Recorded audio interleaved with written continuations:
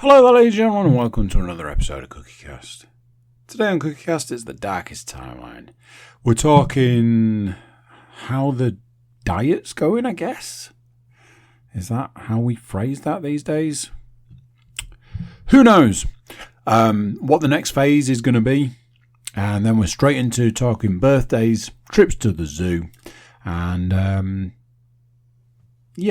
entertainment. We've got plenty of TV, a fantastic movie, stand-up special, and some computer games. This is a jam-packed episode.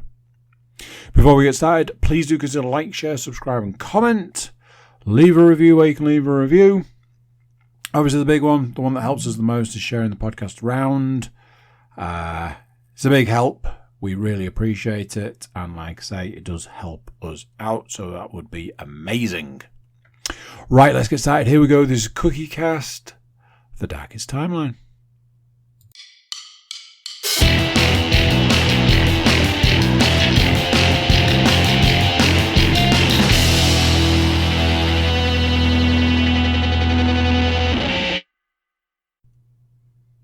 Boom. Sneak attack. That was on myself, not on you.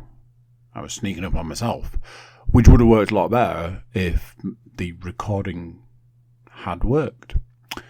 How you doing? You well? You good? Having a good week? Having a good day? Having a good time? Yeah. I have to presume yes, because then I can move on. But if it's a no, you know what to do. Send me an email. Say, you know something? When you asked that question at the start of the podcast, the answer was no. And I just thought I'd let you know. And then we can do something about it. So, was it last week that I drank all the caffeine in the world and then decided doing a podcast was a great idea? Because spoilers, I have not drunk all the caffeine today. In fact, I have drunk what I would even go as far as to say is less caffeine than usual. However, I am quite tired. So we'll see how this one goes. I have just a whew.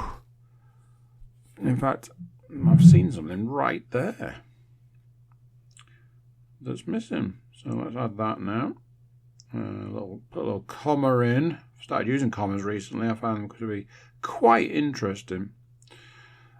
Yes, that's right. I'm a 44-year-old man who just said the phrase, I've started using commas recently. That's because I'm horrifically dyslexic. So, there's a lot to go through. And it's one of those where the week's been long. A lot's happened. So, some of the stuff that I added to the list probably a while ago at this point feels super dated. So, let's see what we can do with it at this point in time. Because a lot of time has passed. A lot of stuff's happened. A couple of things to do with like weight loss and stuff, fasting and stuff. Weighed myself today. Lowest weight ever. Not ever, but certainly in the last 15 years. And that was cool. That was fun. It was great. I've got 2 more days fasting ahead of me. And I've been hoping, like for the last sort of month or so, that I would see the new weight loss goal. And I've just kept missing it for the last couple. Secretly, I'm hopeful. I'm hopeful. Secretly, I'm hopeful that this time, because at this point in time, I've got 2 pounds to lose. And that's it. So obviously not it, but to see the number I want to see, 2 pounds. There's a problem. I've had a realization. That realization is that maybe this isn't working in a couple of different ways. I'm gonna have to be a little vague on. One, because it's a bit of a personal issue. And just so that we're clear, let's put it like this. Going from not eating for a week to eating over the course of a day has certain adverse effects on the body. And yeah, it's got worse each time. And the last couple of times have been particularly bad. So that has become a factor, and it's sort of reached a kind of point where I'm like, I can't really do that anymore. So that's a factor. Another thing that's come along that I have to sort of think is, ultimately, I wanted to reach a particular weight goal and then stop. Fasting as a rule, I would say, and I was gonna switch to a healthy, high protein, sneeze-filled diet, with a lot of exercise, because I've already got that bit covered. But I saw something a little while ago that talked about the fact that you can cheat your way thin. That is possible, and I fully accept that is what I have done. And thin, no, but less fat is my term usage. You can cheat yourself, less fat, but you're not fixing the problem. And the problem is that there's something fundamentally broken about you, something that's wrong with you, because that is the thing that has made you overweight. If you sort your life out and do it over a long period of time, it'll take longer, but you will be fixed to a degree. And I did that. I had this three-pronged attack, three-phase attack. Phase 3 was sort your shit out. And the time scale has been a little bit accelerated, and there's a part of me that's not ready. And it's that part. No surprises. I have not done all of the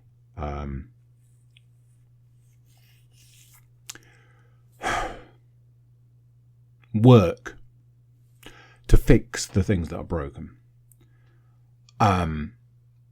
Also, I spend far too much time just researching recipes and looking forward to all the exciting things I'm going to make, and writing shopping lists and looking at videos and following YouTubers, and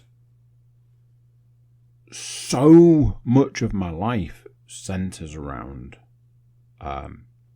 this sort of stuff that I don't think I can get away from this. So I'll give you an example. I'm supposed to, and last week I did it. I'm supposed to have 2 days of eating. Unfortunately, there is a little bit of a letting the dog off the chain kind of eating, which is not the ideal, and that's what I'm hoping to correct this week. You heard that pregnant pause, I presume. So I've been planning my meals, of which I've so far planned 2. And I'm like, cool.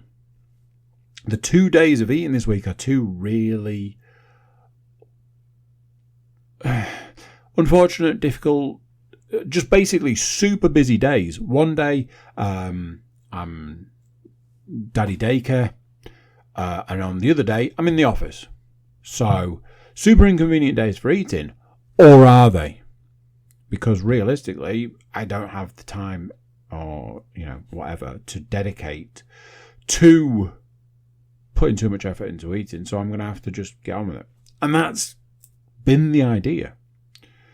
But there's the broken part of me that is spending its time going, yes, but you could use that time to make that meal that you've been saying you're going to make for months. What about that video you watched the other day that had that super cool looking thing on it? You could be making that. So it's that a lot of the time. Today has been a particularly difficult day. I've experienced some things today that I don't know how to process, because I never thought I was going to be in like that sort of position. I'll cover it. I'm not doing my usual, I'm going to make it whatever and then not talk about it. I am going to talk about it. I'm just not talking about it now.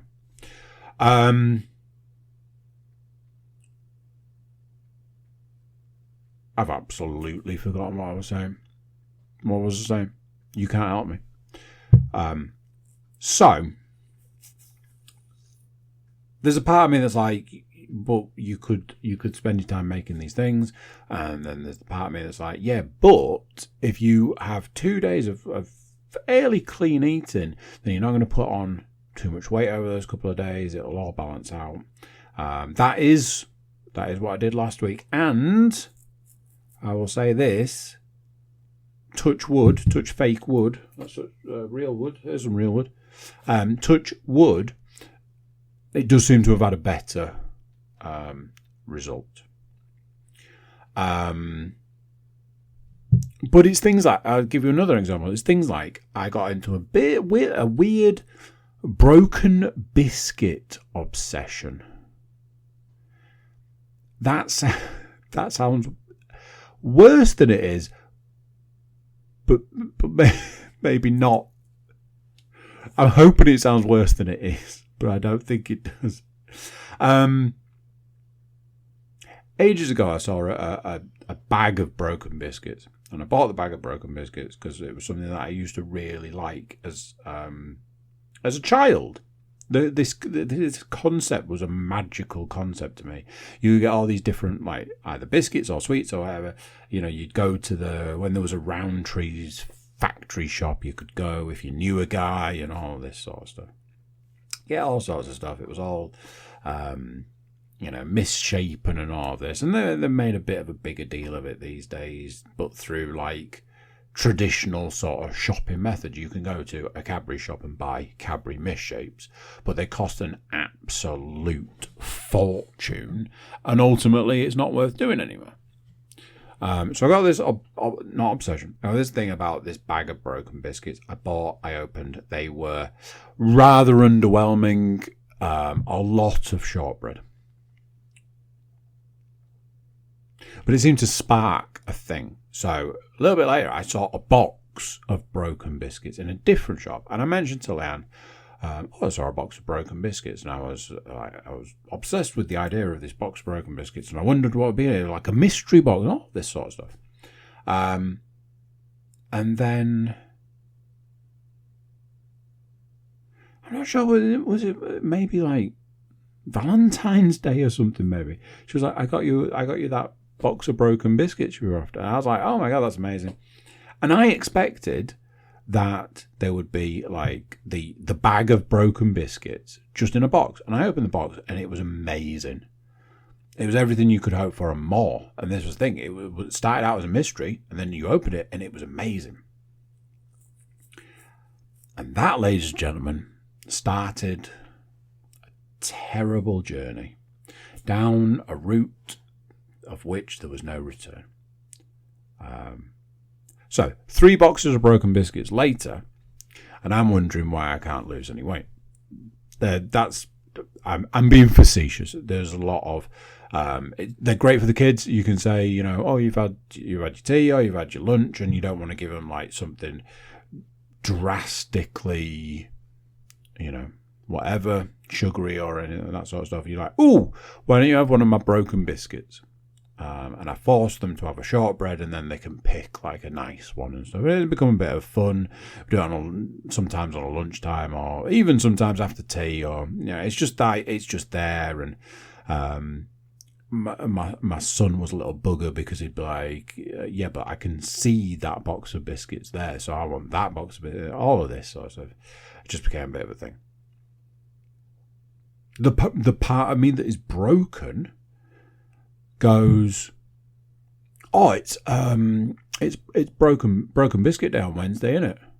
I'm like, no, I've got to go and do the shopping to buy. I've basically run out of all of my Asian ingredients, all of my, I was going to say Korean, because I think one of the recipes I do is a Korean recipe.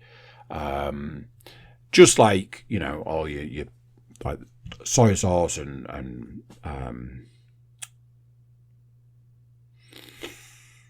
what's that thing? It's oil. It's not peanut. It's sesame oil. And all of these sort of things. I've got like certain vegetables I need to collect, shiitake mushrooms, etc., etc. So I'm like, well, no, we've got to go do the shopping. We've got to get all those items ready to make a meal Wednesday night that we're going to sit down and we're going to really enjoy it. It's possibly at this point in time my favourite meal, and I absolutely love it. Yeah, but it's you've got those broken biscuits, so we're going to eat those, yeah? Nope, don't need to. Just gonna get on with making the meal, eating the meal. And then the next day we're going to have something fun and exciting and make another meal, and that'll be that. But what about the broken biscuits? This is how I spend a lot of my time, and I think that's where that broken part comes into play. Because there's the other part of me that's like, yeah, absolutely. Get a biscuit. Have a cup of coffee. Dip a biscuit in it. Boom. Winning. So, yeah, it's... some work needs to happen. And the problem I've got is that there's a million things out there that I want to cook and make and try and say, oh, this tastes really nice. And, oh, this is going on the list as one of my favourites. And, oh, that was maybe not quite what I was looking for. And I've done that recently. There have been meals that I've made and gone, this is amazing. And there are things that I've done recently where I've gone, that didn't quite live up to what I had hoped. And everything in between. But there's a part of me that just wants to do that. And not in the sense, like, not the way that I used to be, where I'd be like, I just want to be, you know, eating. This is more like, I want to try it. Like if somebody was like, you can spend all the time, effort and whatever to cook that meal, and then at the end of it, have a bite and give the rest to somebody else. That would be my perfect scenario. Absolutely perfect. I've even started talking to people like, hey, do you want to come around for a meal? I'll cook and, you know.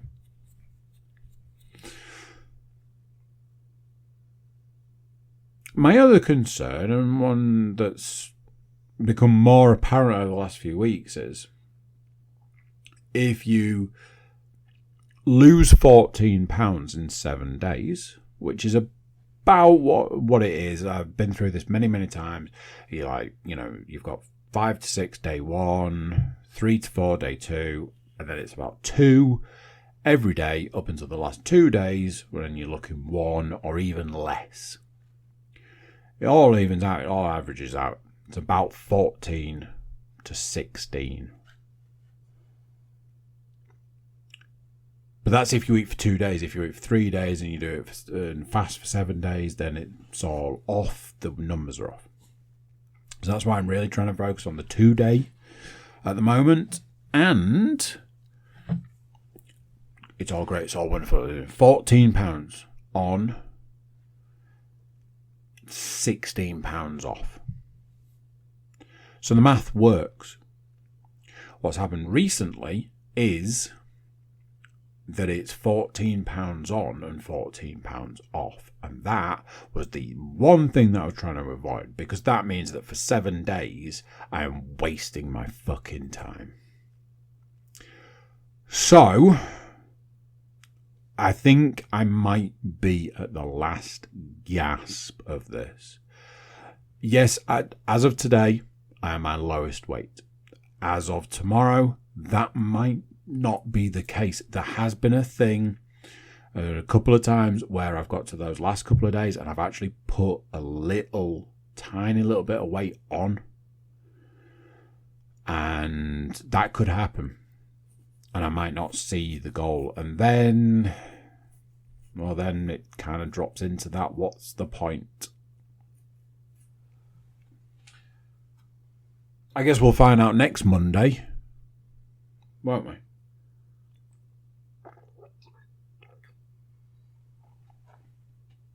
I had like a mini goal to be similar weight to this Monday, next Monday, because that's almost impossible.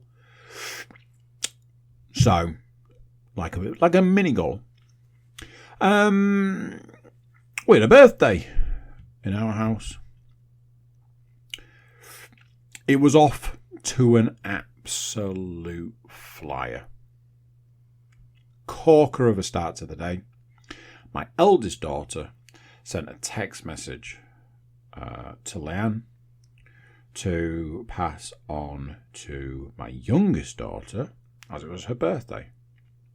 And my youngest daughter cried like you've never seen it. Like bawled. Tears, snot, the absolute works. And this was like first thing. This was the first thing of the day. I'm like, well, this is a fantastic start to the day. Bit later in the day, Leon's like, I sent a message back saying what had happened.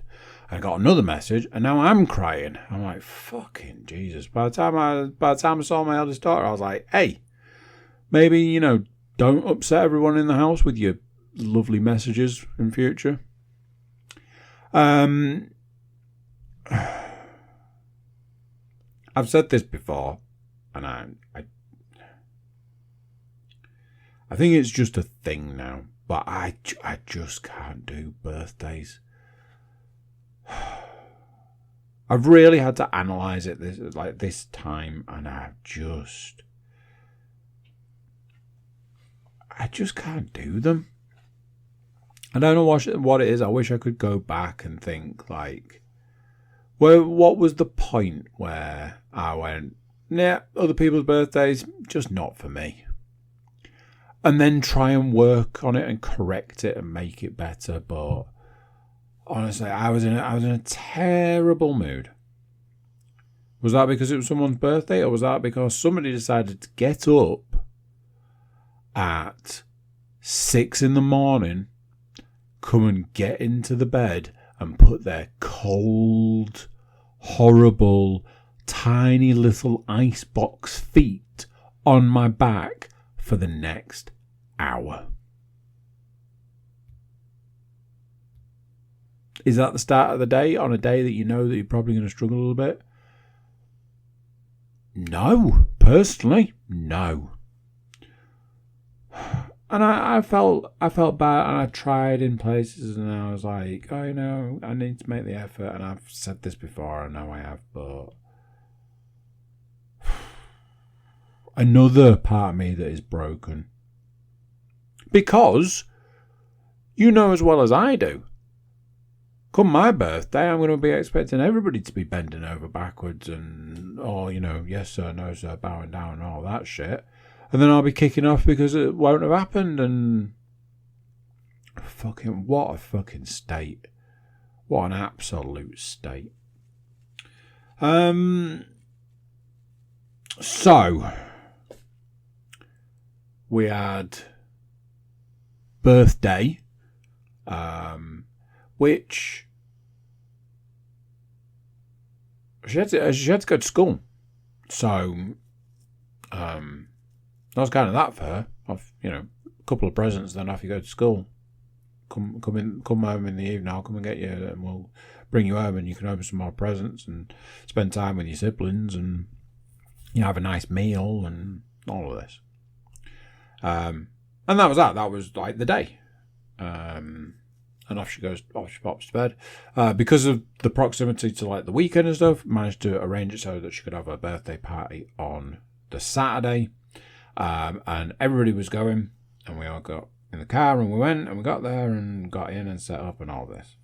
Now, anytime you spend what is an astronomical amount of money on a birthday party, you can, by experience, almost guarantee that something will be wrong. On the flip side of what I've just said there, to be fair, it was probably okay to a degree. And in hindsight, I look at it and think there's a possibility that maybe we should have done more. I don't know. But for a very expensive party, I don't feel like you should be left wanting. Especially if that's like basic sort of stuff. Basically, I had like a load of children, my own included, coming to me like, I want a drink. Can I have some water? And I'm like, no, you can wait half an hour for when the food and stuff comes. It's things like that. It's like, they couldn't have chucked a load of jugs of water at us. But then, like I say, I do wonder whether we should have just gone and been like, can we have some water for the table that we're sat at?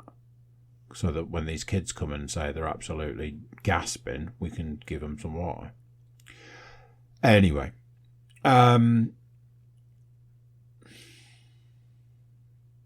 A birthday party is an interesting opportunity for you to be able to experience other people's children.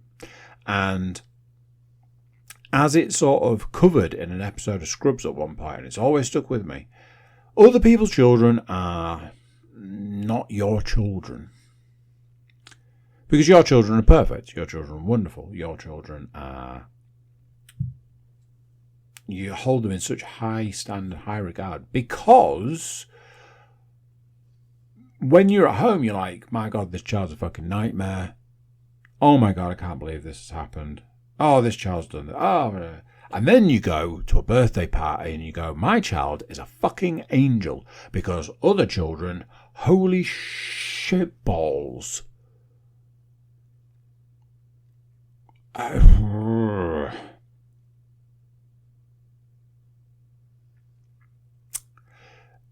Yeah. I looked at that party, I looked at my children and I was like, I am grateful for what I have, for the children I have, for the people that they are, for how they behave when they're in situations like this. Yes, it was our party. Yes, it was, for 3 of them. It was a siblings party, so that's got all the mixture of, well, it's not my party, but I'm still here and I'm still having a good time and stuff. One of my other children, I was able to invite a friend for them. We had a cancellation, so I invited a friend, so they had that situation going on, and yeah, I just get a little bit baffled by some things.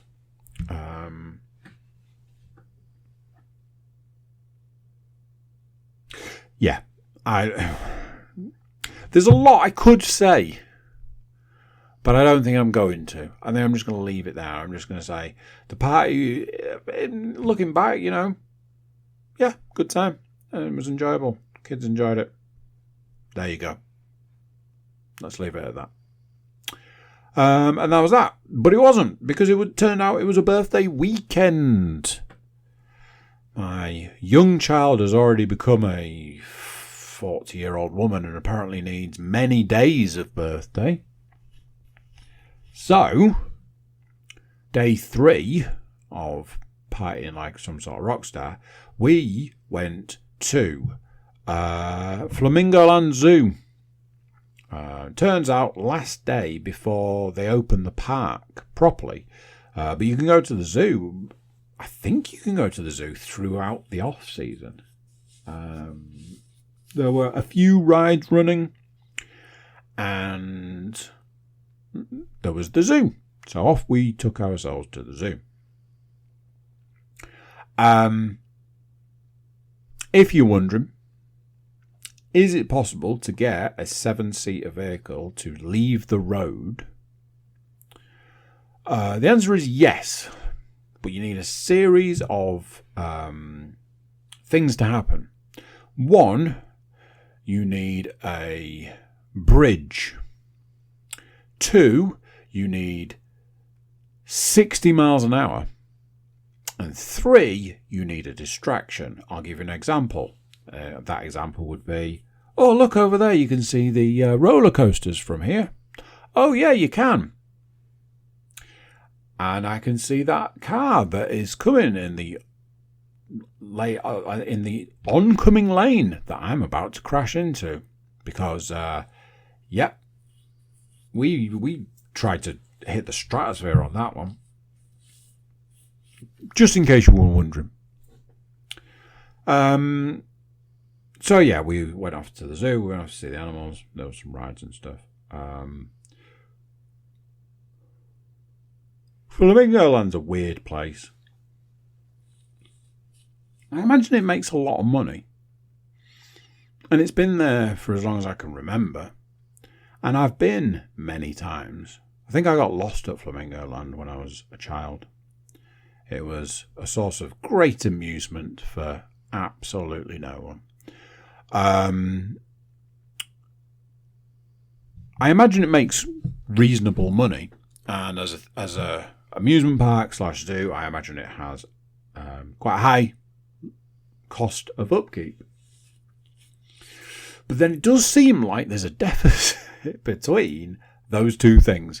And those two things seem to be the difference between a place that doesn't look very nice and a place that could look a lot better.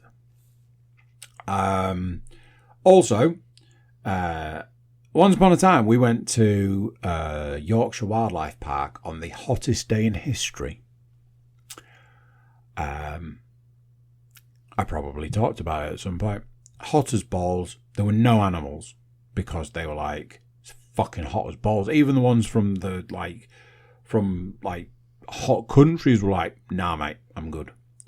I think the most legendary thing about the day was we had 2 ice creams that day, just purely because of how warm it was.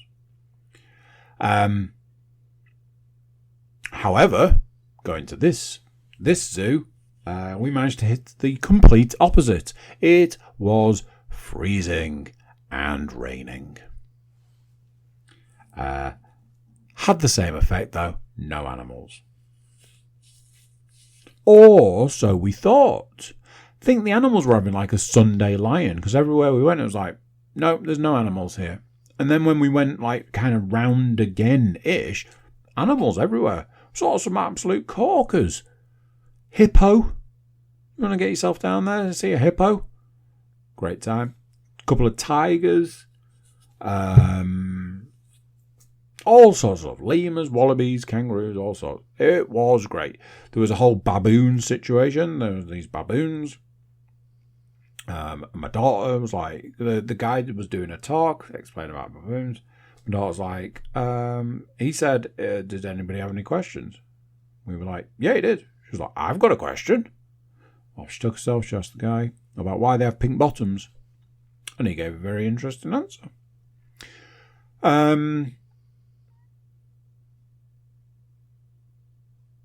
Yeah, I mean, it's just one of those things that we went to the zoo, and it was a good. I was telling somebody the other day, I was saying like I'm not a fan of zoos, as a rule, because of the whole captivity thing, you know. As a 35-year veteran of the vegetarian, whatever the fuck a vegan would say right now, I'm just not a huge fan of animals in captivity, but. In all the talks, we heard a few of the talks. It was like we were all going the same way. So we heard a few of the talks, and a lot of it was about conservation. And I've always sort of looked at conservation as a bit of a lie. Like, hey, we want people to come and look at animals and charge them money. But that doesn't necessarily seem to be the case. There seems to be a lot more of, this animal was going extinct. Now it's less extinct because we bred this animal and released it into the wild. Without that process, there'd be one less animal, and there's only 30 of them. So you're a bit like, yeah, I mean, that seems like a good thing to do. That seemed good. So, you know,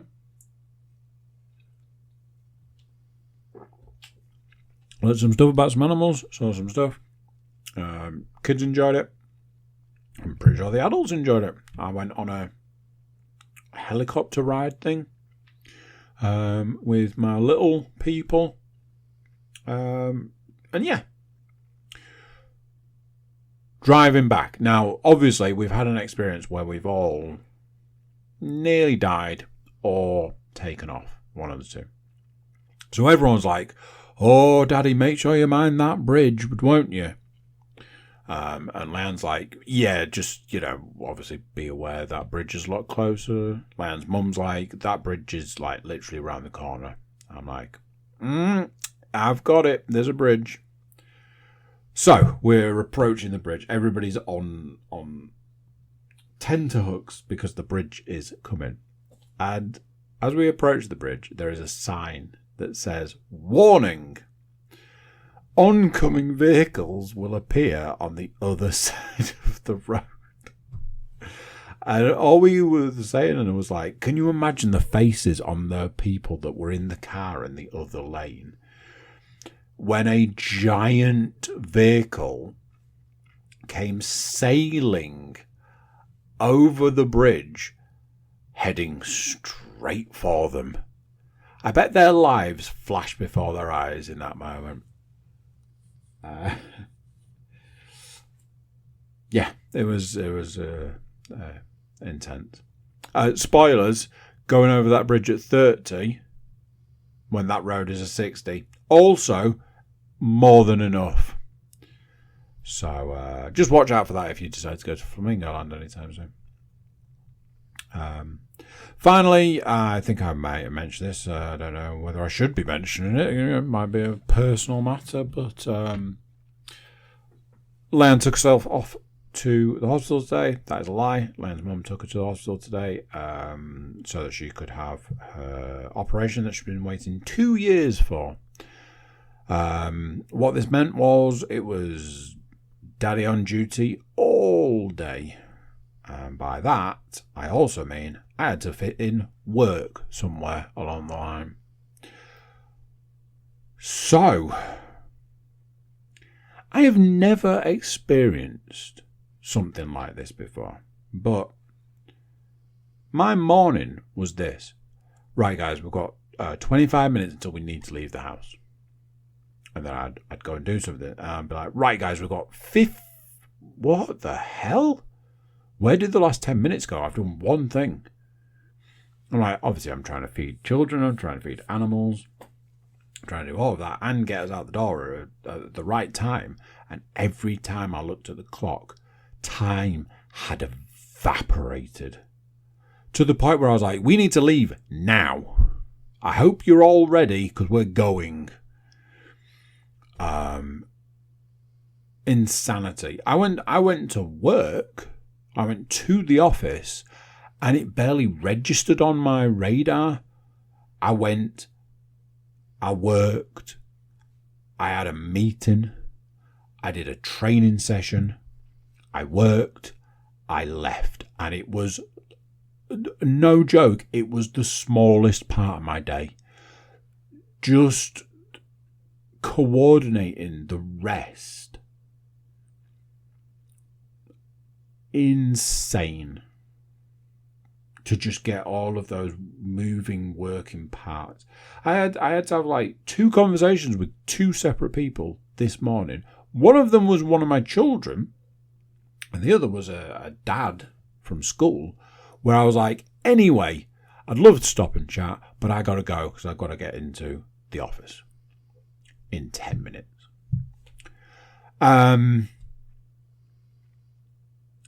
Yeah, I'm feeling it, and it's day 1. Got tomorrow to get through, and excuse me, and the rest of the week. And honestly, you know that whole "it never rains" kind of thing. This week could not be the worst week. There couldn't be a worse week than to have all of this happen this week. So, yeah. 2 thumbs way up. Right, let's talk about some TV. I've watched a fair few episodes of Blacklist this last week. A little bit of a spoiler, so if you're planning to watch it, if you've watched some of it, if you're not watched it, whatever. A little bit of a spoiler. I'm going to rattle through some stuff, so it's not too much of a spoiler. Here we go. They've finally revealed a little bit of stuff about the husband. It was coming. It was absolutely needed. Then they've gone, no, he is. Within an episode of the reveal, I was like, yeah, this whole husband thing is way too much. They've gone way too far with it. Now they're getting right into the weeds. I'm kind of over it already. I'm very much like, I could be done with this. They seem to be like bringing more people in to then just ultimately get rid of them. There's a lot of that going on. So yes, it's a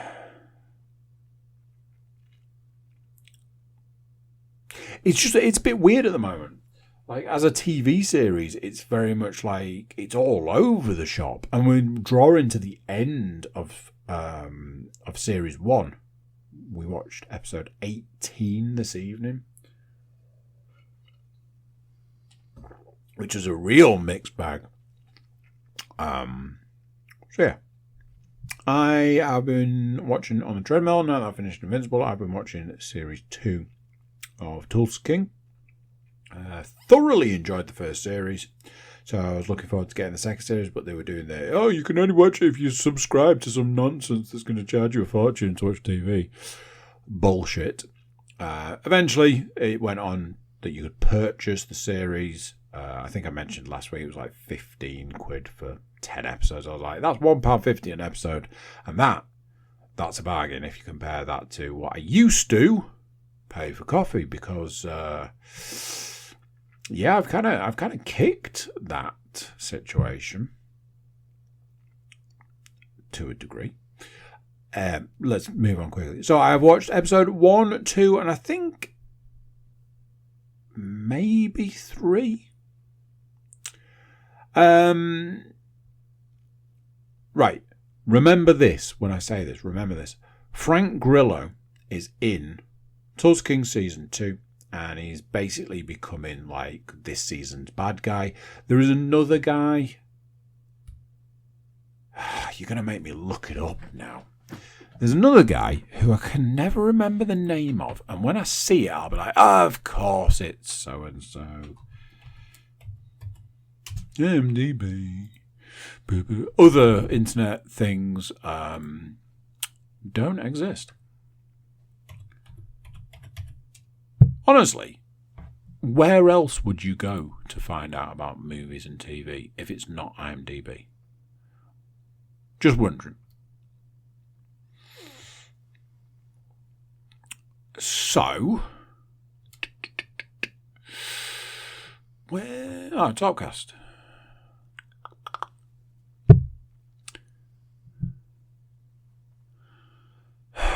No, because you're going to do that thing where you're like, oh, they're not. Oh, no. Neil McDonough. That is not the name I thought that would be.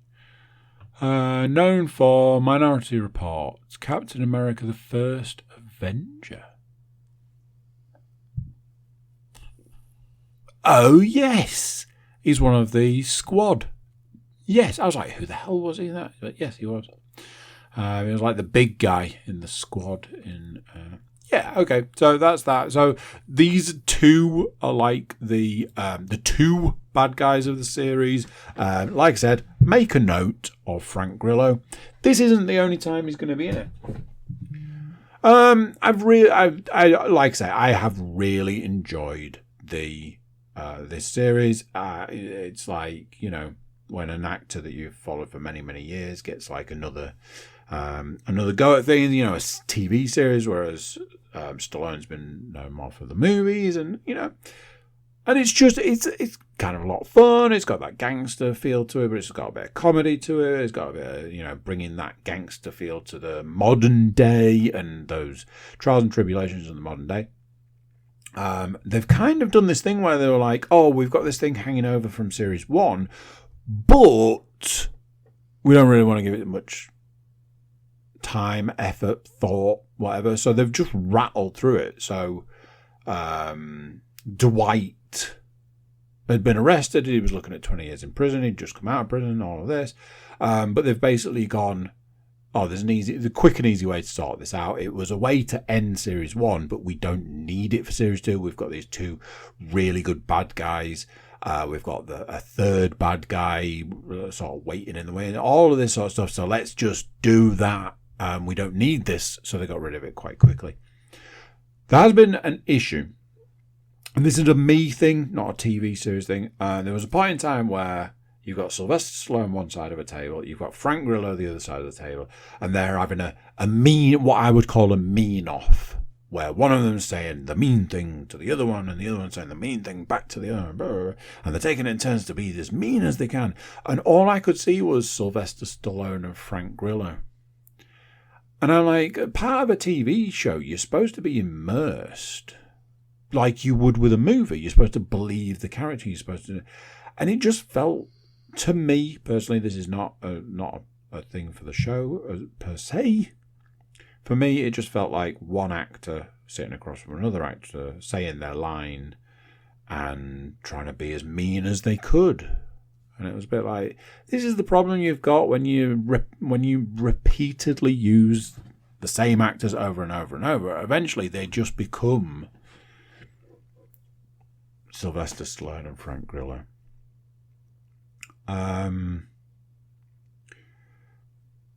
There is another issue. I think I alluded to it when I was talking about. If I didn't allude to it at all, I'm pretty sure I was on Front Street when I was talking about series 1. Some of the actors that they have in the show,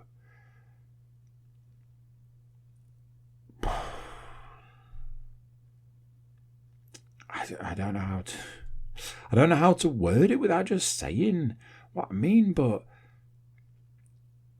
can we all agree that plastic surgery is really, like, when somebody has clearly had not only plastic surgery but a lot of plastic surgery, it really draws the eye, and not in a good way. Like, a lot of the times, if you've got somebody who's on screen, it's like, man, they've had a lot of surgery.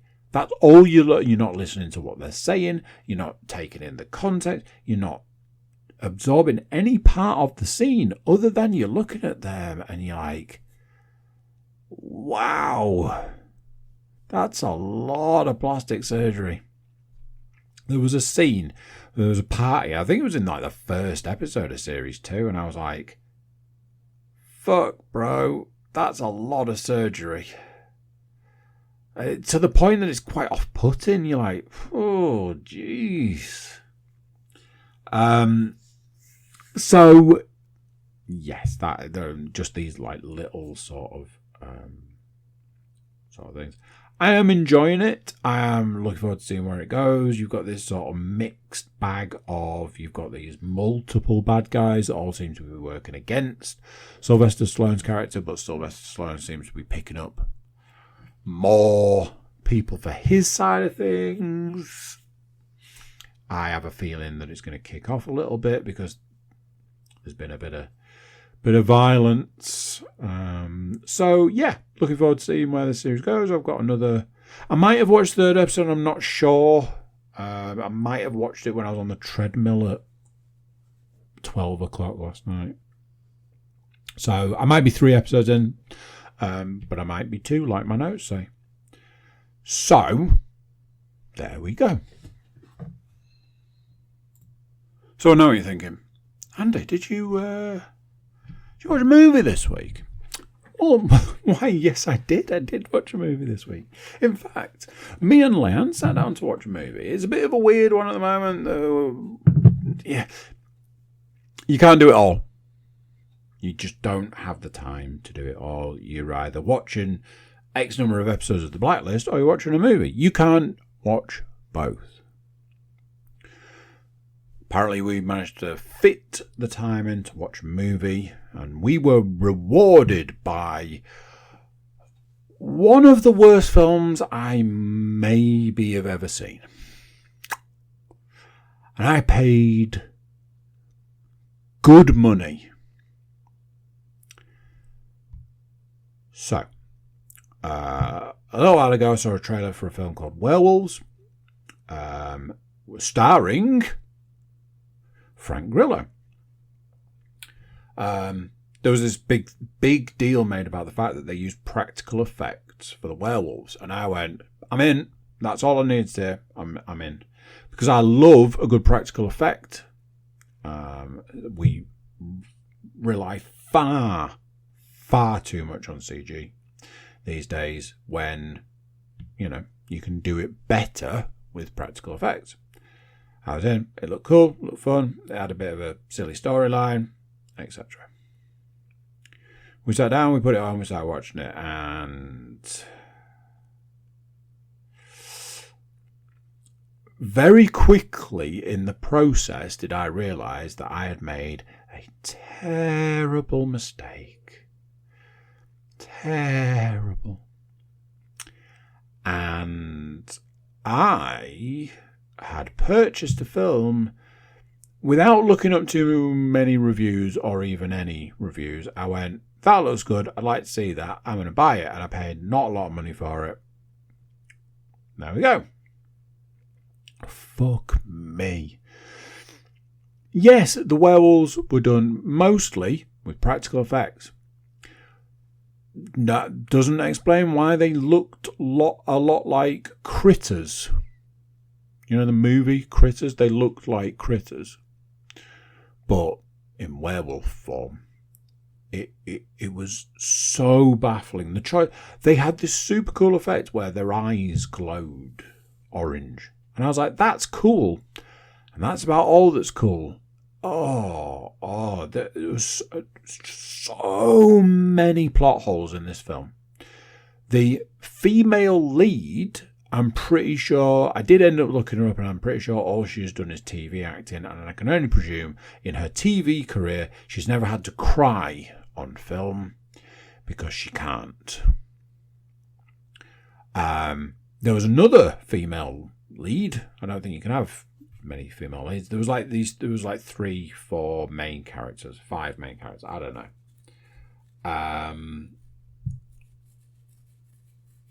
Every part of everything was destined to fail, and that was the point. But it was just too obvious. It was like, the whole house is set up. The werewolves won't get in. Don't you worry. You're set up and you're ready to go. Now here's your shotgun and here's your 10 shells. No other weapons, no handguns, no machine guns, no grenades, no nothing. Everybody in the world, if they get exposed to the moon, they're going to turn into werewolves. You need to be protected. Here's a shotgun with 10 shells. And that's it. Nothing else. Nothing else. Oh, it was...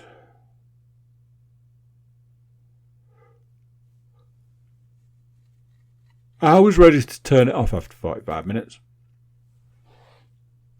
At the 45-minute mark, it had given me everything I needed it to give me, and I knew that it was never going to redeem itself.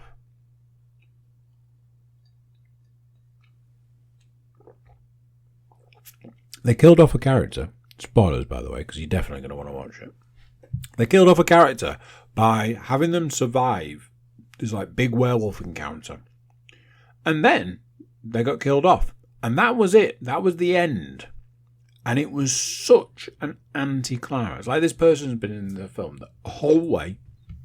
They've been doing the thing and being the thing, and they're invested because they've connected to it. And, they're doing this and they're doing that. But all of this, and then they were just taken out.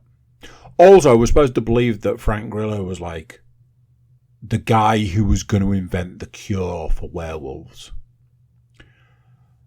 Yet, at any available opportunity, they were like, Frank, just take your shirt off and make sure you don't drink any water for 24 hours. It was like towards the back end, I was like, wait, was this film not supposed to be for me? Was this one for the ladies? Because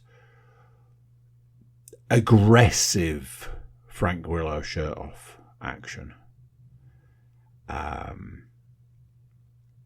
In some ways, that was actually like a redeeming factor of the film, because all the rest of it was garbage. At least you could say, good work, sir. You've obviously put the effort in. And the steroids. So, yes, I saw at one point when I was perusing that it had actually had terrible reviews. And I kind of wish I'd known that before I bought it. And I know what you're thinking. Why don't you just look up the reviews before you bought it? There was a part of me that was a bit like, I don't need to. It's werewolves with practical effects. It is already way up there on the totem pole. No, it was fucking awful. It is hands down one of the worst films I've seen. And it was so bad that me and Leanne just tell jokes about it at every available opportunity since we've seen it. In case you weren't getting it, do not watch that film. Don't fucking pay for it. So, what already seems like quite a busy week, it's about to get busier. Bert Kreischer's latest stand-up special hit Netflix last week. It is called Lucky. I watched it day of release, managed to get it watched over the course of the day. I watched it in bits, which is the way my life generally goes. I heard on a video at one point in time somebody said, this is your best stand-up special. And I said, that is a bold claim, because I already know which Bert's best stand-up special is, and it's Secret Time. I'm not going to lie, Lucky comes close. Real close. A couple of points in time where I was like, are these repeat jokes? This was one of my issues. I was like, are these repeat jokes? And I was like, I don't think they are. I think it's just because I follow Bert on social media, on podcasts, of multiple different varieties of podcasts now. He is possibly the one person that I do listen to the most, because I listen to 3 different podcasts that he does. So it's a bit like, I think I hear him a lot, and I started to wonder whether maybe some of these jokes have sort of bled into like these various different avenues of getting this sort of content, not necessarily from other specials. And I saw him live. So I was like, maybe there was a mixture of some of that sort of stuff. But at any point in time where I was like, oh shit, he's doing a repeat joke, he'd sort of swerve away from it at the last minute. I'm like, oh, that wasn't a repeat joke. Oh, okay, we're fine. So that was that. And it's very good, and it's very funny, and I enjoyed it a lot, and I laughed a lot, and it was wonderful.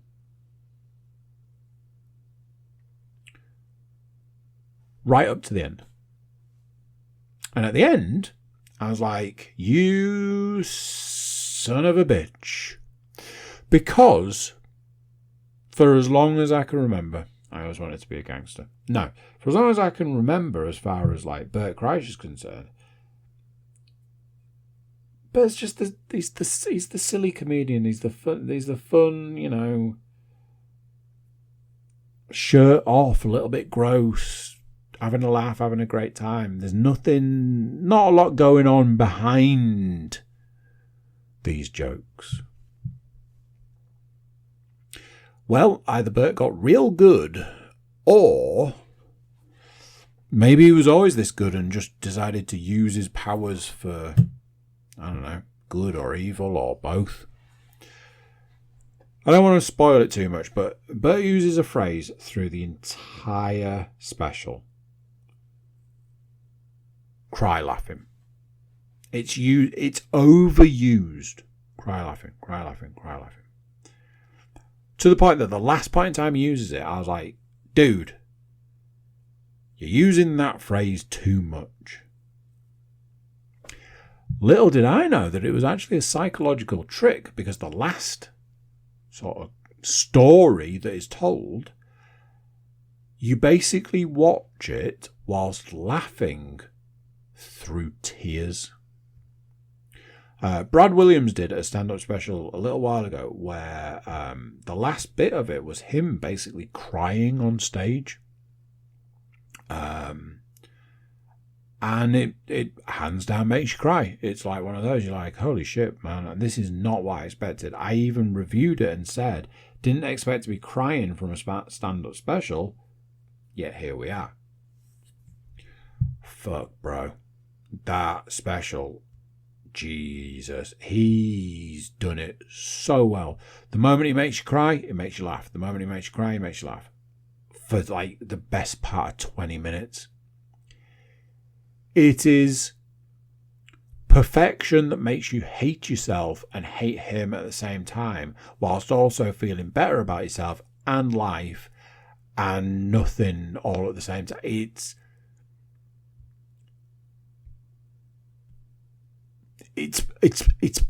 almost perfection. And I've said this before, you can have something that is perfect and not the best.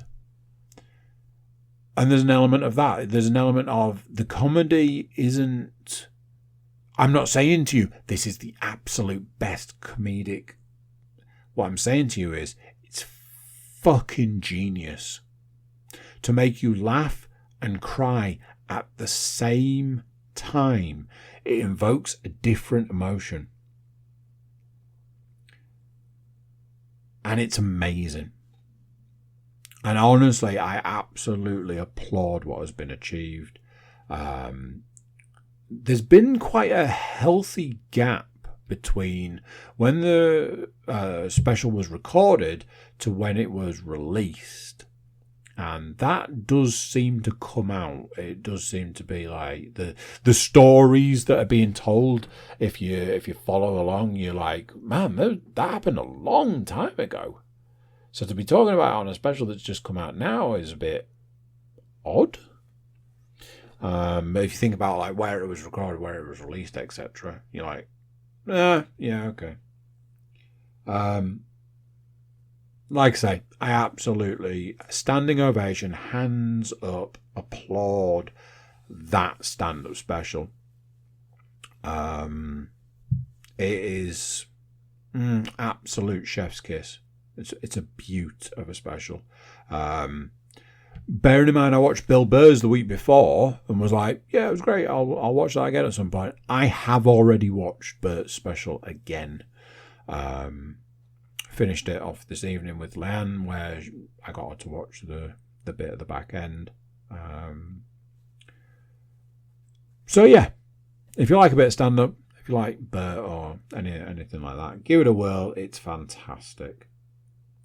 Computer games wise, I have played a flat and a VR game. That's right. I picked something up in the Steam sale. So let's talk about Rise of Ronin. To some degree, I'm surprised this game has lasted this long. And I think at some point I was saying that I was amazed by the fact that the missions were just like, each mission was just different and different and different and different. And I was like, yeah, they've done well to get this game to be like this. I've put many hours into this game at this point in time, and there doesn't seem to be any sort of, I don't know, letting up. It's very much a situation where I'm like, I don't know how to word it, but other than like, I do wonder when it's going to end. It doesn't seem to be slowing up any. The missions have got a little less in depth not necessarily like they're phoning it in, but I think they've just exhausted like massive sort of ideas, I guess. So there is that side of things, but there doesn't seem to be any sign of this game letting up. It's been an absolute joy.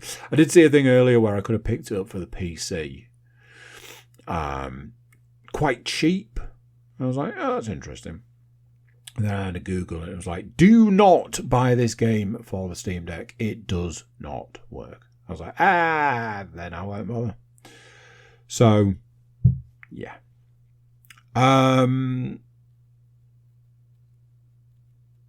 I bought a VR game. Crossfire Sierra. I looked up a lot of reviews before buying it, and it sounded fine. I think all of the reviews that I watched or sampled or whatever were from a point in time where the game had just been released, and by the looks of it, the game was released a little while ago. So there are mentions of bugs and certain things in the game that you can or can't do that I believe have been changed since. So much so that there are points in the tutorial that I think actually mention things that people have criticised in previous reviews. So, what is it? It's a shooter. It's a, tactical shooter. Somebody said they had this fear that it was like this wave-based shooter, but only the first couple of levels like that, and then it sort of opens up into a different game. Basically, the best way I could put it is it's like the weapons are super detailed, super in-depth in that sort of like... I can't say I've really seen a lot of these weapons used in other VR shooters. Something that was drawn to my attention, and after a while I was like, do you know something? You're right, is that the weapons are kind of oversized. Like a handgun is like a giant thing in your hand, and a machine gun is like sort of, it's bigger than it should be. Sniper rifles are bigger than they should be. Shotguns are bigger than they should be. But the one thing that stands out is the handguns, because obviously they're supposed to be, in your hand, and you're just supposed to use one hand for them, and they're just oversized. And it can be a bit of sort of like, breaks the illusion of the game, is what I was trying to say. On the flip side, I did see a review that said that mentioned Time Crisis. Now, I was a massive Time Crisis fan when I was younger.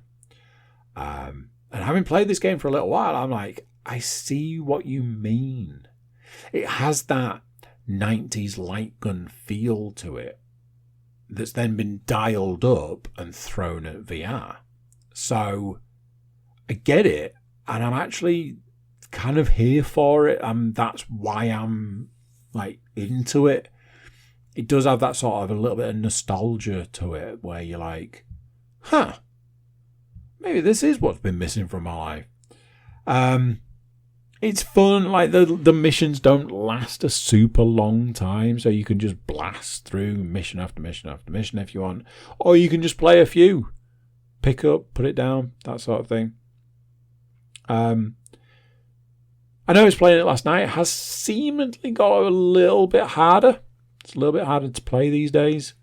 I don't know if that's on purpose. I don't know if that's a me thing. I don't know if that's a game thing or what. But as far as these games are concerned, I will continue playing them until I don't, and I'll update you with what I find between now and then. So there we go. That is it for this week's podcast, and I will see you next time. So there you go. What do you think of that? I thought it was jam-packed, personally. I thought there was a lot of content there of all different shapes and sizes. Thank you for watching. Thank you for listening. Thank you for being here. Before you leave me, please do consider like, share, subscribe, and comment. Leave a review where you can leave a review. Check out the website, thekookycast.com. There we've got social media links, an email button, all different ways for you to get in touch with us. Say hi, tell us what's going on, any of the above. That is it for this one. Till next time, I'm going to say bye, and I'll see you then. You've just listened to another episode of Cookie Cast. Thanks for listening.